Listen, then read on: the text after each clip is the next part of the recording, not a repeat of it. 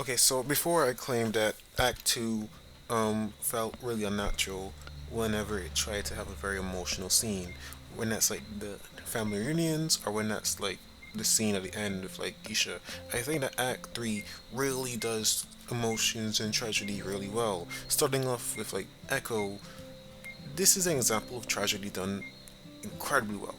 Ekko is forced to see a version of his world where he gets what he wants. This is his desired end, but he has to recognize that it's not his life to have, and he has to return to his life.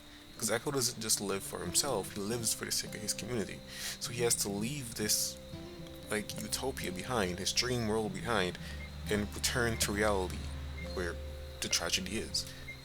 And I don't feel like it's presented in an overly dramatic way. It just sits there and it's not even grim while presenting that to you. It presents that tragedy to you with a smile.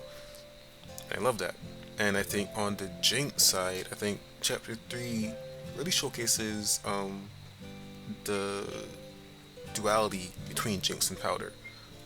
We see a version where Powder grew up and never became Jinx. She never gained this other very destructive persona. She grew up and was allowed to be allowed to just be herself. She never had to become this toughened weapon of Silco. It's tragic seeing the life that was stolen from her by Silco.